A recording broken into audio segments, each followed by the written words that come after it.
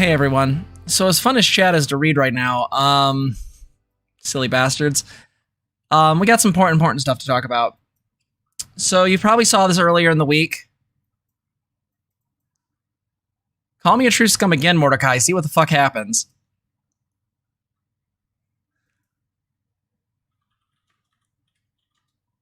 We got to talk about this.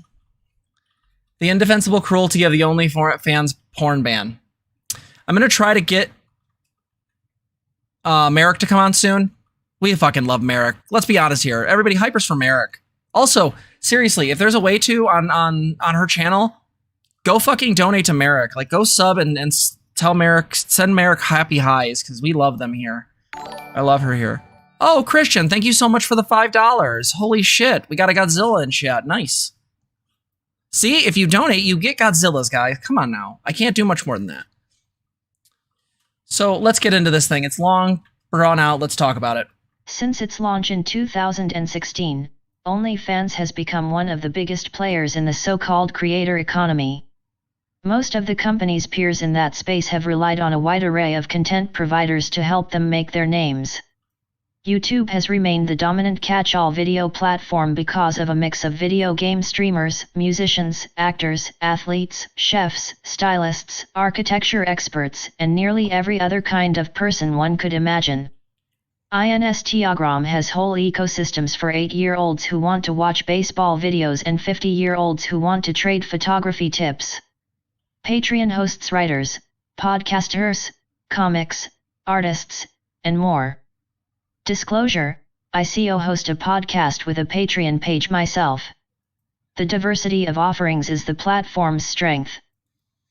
So, one of the things that people have to be able to monetize their content is different platforms to be able to do that. We monetize this through memberships, through super chats, and through ads. But we also, and this is generally where almost all of the money actually comes from, is through donations and our Patreon. Right? Patreon.com/transgirltherapist, for the record. OnlyFans was one such platform, and yes, you are right, Rosanna. Patreon used to allow for sex work, or at very least, you know, pornography of one type or another, but got rid of it, which was devastating to a lot of people. OnlyFans for a long time was the only game in town. Now, there have been issues with that. OnlyFans has been somewhat scummy. But this has been a way for people, especially during the pandemic, to monetize their certain set of skills and to attract an audience. And in my opinion, I think it's a much better thing than, say, certain parts of the porn industry or other types of adult entertainment, to where there may be some power dynamic or problematic system in place, right? You're your own boss. You only have to deal with OnlyFans' TOS and make sure they fucking pay you. So, they recently decided to, oh yeah, it's hugely safer for sex workers, full stop.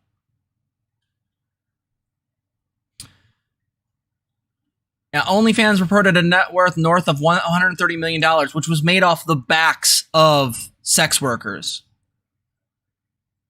No pun intended. Rather than be part of the old school porn industry, which is incredibly problematic, these girls can just get on a cam and do their fucking thing.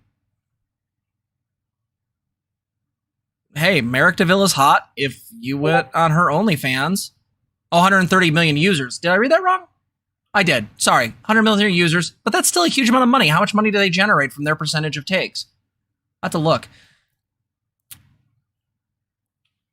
But the point being is they still made, that's even more money. It is a huge amount of money. It did sound small to me. Thank you for correcting me, Tiamat. You are always diligent and detail-pilled. Let's get into this. Now the company is charting a different course. OnlyFans said Thursday that it will ban sexually explicit content on the platform starting in October, while still allowing nude photos and videos that are consistent with its policies. That is ambiguous enough that it's not clear what will be allowed and what won't. Maybe filmed sex acts are out, while solo modeling is in, and maybe performers will find workarounds, but the direction the company is heading in seems plain enough. Where previously OnlyFans has made unsubtle branding decisions to bill itself as a platform for things other than porn, it will now move overtly to roll back adult content on the platform. The company says it is making the change in response to pressure from banks and payment providers. At the same time, Bloomberg reports, OnlyFans is raising money in pursuit of a valuation north of $1 billion.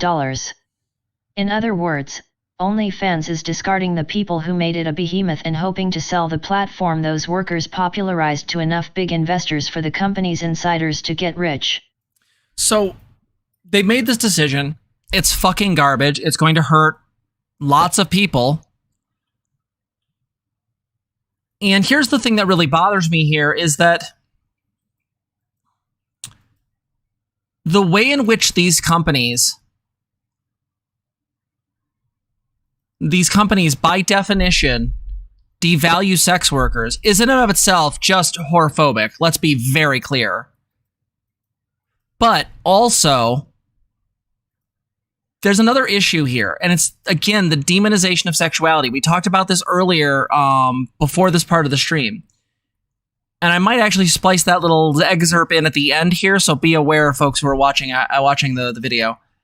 But one of the things that really bothers me about this is not only does it really limit what these girls and guys and NBs can do, but on top of it, by definition, it doesn't actually say what you can and cannot do. Is fucking yourself with a giant elephant dildo considered, not good? Is that considered going to be a TOS violation, or is that fine as long as it's not a real dick? Like, it sounds like a really weird question, but it's still it's a genuine question.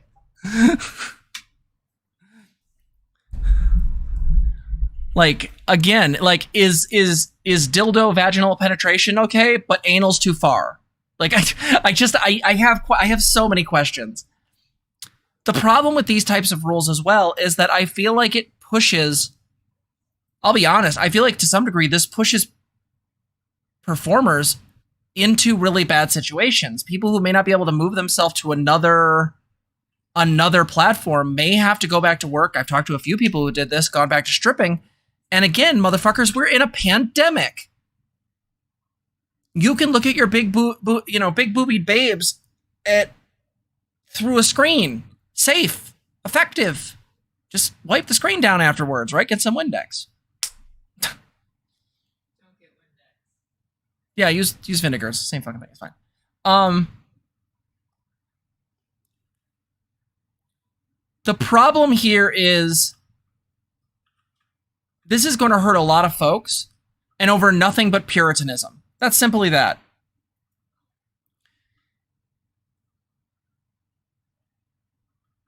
One of the things that I think is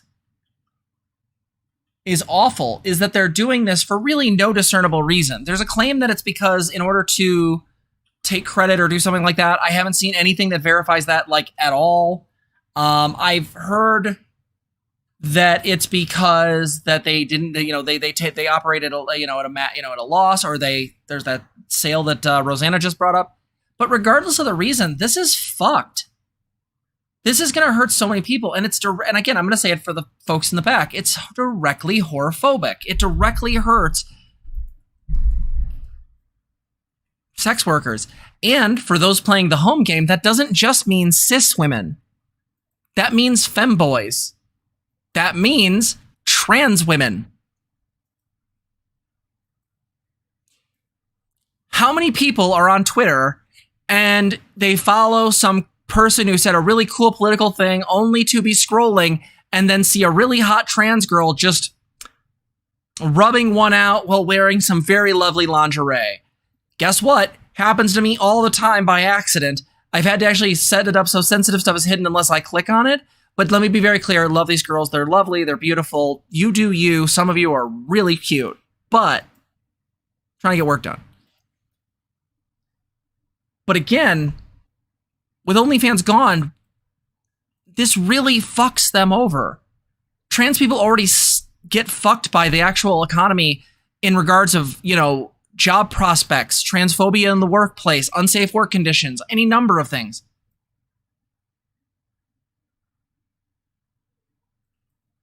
One of the things that I think is really important about this, and I wanted to bring this up, if I can find the original link, and I might be able to, is there was something I was looking at that really stood out. And it's that this is an ongoing thing. Porn, no, it's not in there. It's something else that I had open and I think I lost it. There's been an ongoing sort of war against pornography. You see this, the push against getting rid of it for Patreon, OnlyFans now. There was the huge purge of amateur stuff on Pornhub, stuff that directly, again, hurts sex workers, places where sex workers work. And this is always done either at the service to credit companies or it's done at the service to clean these websites from inappropriate content. We know what I mean when I say inappropriate content. Gabriel, they can't just put it in there. They need to put it in links for stream. Shut up. Oh, you said put it in there, not here. I was like, wait, what? Anyway, sorry. Ignore me. But don't. Yahoo bought Tumblr for 1.8. Yes, that's true. That did happen. My point with this, though, is back to this important point. I think the hand-wringing moralists are very, very committed to destroying these sites, not because they want to make them safe, though that could be an outturning, right?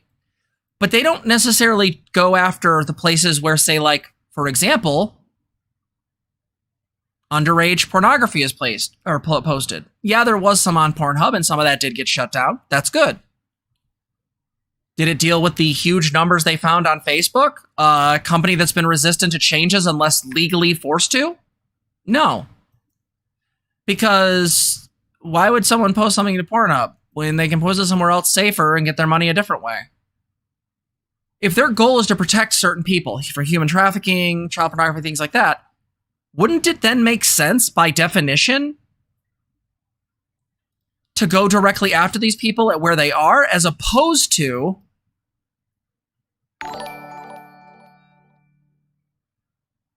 oh, DT, thank you so much for pledging to Patreon, that $5. We really appreciate that. Thank you. But again, to say that this is somehow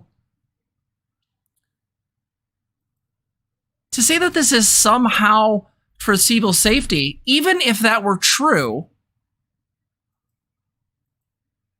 why not just legalize this stuff and, again, regulate it? Like Tiamat just said, why not set up systems by which accounts can be effectively verified in an easy and solid way where you have sign-offs from the performers? If you really want to protect people from human trafficking, create the system to do so. Don't just cut all of the amateur performers out. With OnlyFans, can someone post in links for stream what their actual reason was? Did they actually say here? Because this thing isn't saying it.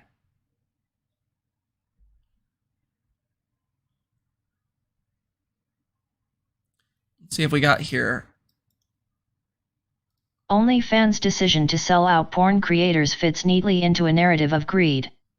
Anyone can see that OnlyFans would be a fraction of its current self without this specific class of worker, and few misdeeds in business are easier to grasp than a company freezing out the people who helped build it. But OnlyFans' move is actually more insidious than that. Because of the relationship the platform has with its creators, the structure of U.S. labor law, and the exploitative and abusive tendencies of the porn industry, what OnlyFans is doing is not just shameful, but fundamentally cruel. Yeah, you guys are talking about what we need to do to restructure the adult industry, but here's the thing I want to say about that is maybe we just get like fucking quality assurance testers. Like, I'm sorry, like I know everybody loves algorithms, but like YouTube has this problem too. There are videos that are on this channel that are fair use that have been marked that get literally no monetization. Not the same thing by any stretch, but this is because of the algorithm. And in the same way, rather than just using a simple one-size-fits-all strategy that inevitably hurts people, why not just have people go through and check out the work of people? Maybe spend some of these billions of dollars that you make.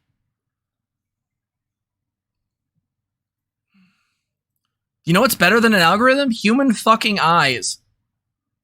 Jesus Christ.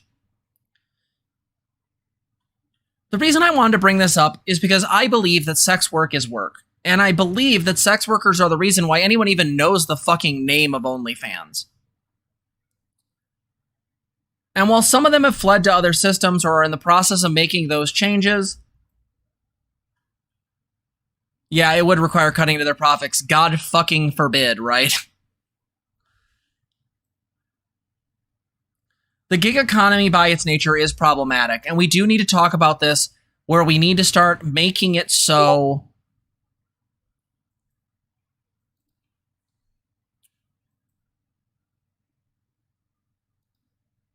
is going to be making it so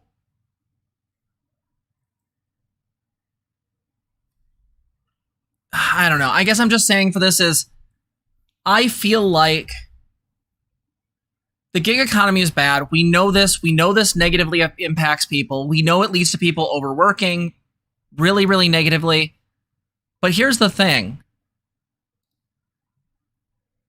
Here's their stated reason. Dear sex workers, the OnlyFans community would not be what it is with you today. The policy change was necessary to secure banking and payment services to support you. We are working around the clock to come up with solutions.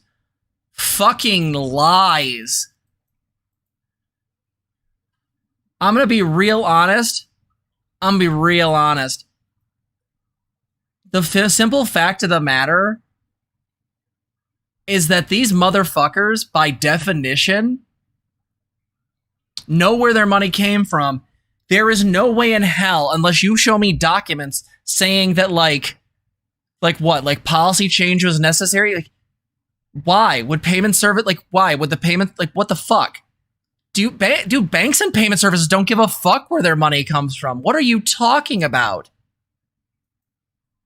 I have a feeling this is going to be related to, again, draconian measures to deal with things that may or may not be actual problems in these cases. Like we mentioned with the Patreon thing, or in the case of the Facebook stuff.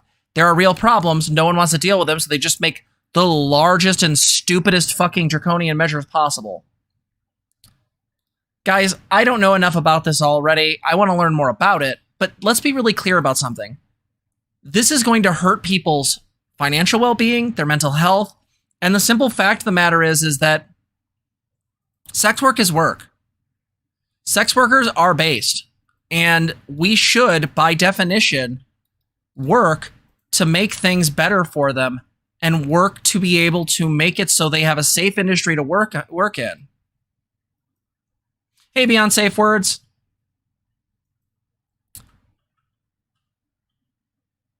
Onik, welcome. See a number of new people in chat. Love you guys. Very nice, very nice. So I want you to leave this video with this today. There are probably people who have covered this more in detail. I'm going to try to learn more about it. I just didn't get to this well week because of being ill. But let me be very clear. Sex work is work, and the fact is that this is bullshit. This idea, this thing is really shitty. And I'm going to say this again. If you haven't done so, go over after stream to Merrick's channel. Go fucking subscribe. Merrick's wonderful. And, you know, if they've got a PayPal or some other thing, toss them a couple bucks. I mean, just for the sake of fact that, like, we want Merrick to live, survive, be wonderful. And especially because they recently just went through another harassment campaign on Twitter. That's the problem. Shit that like this is not the only thing sex workers deal with. And that's just more fucked. All right? Hey, everybody. Thank you so much for watching. If you like this video, please like, comment, and subscribe. You can also ring the bell if you want to be notified of our videos. If you want to help the channel, you can donate at streamlabs.com/transgirltherapist/tip. You also can become a patron at patreon.com/transgirltherapist. For as low as $3, you can support our channel. Thanks for watching.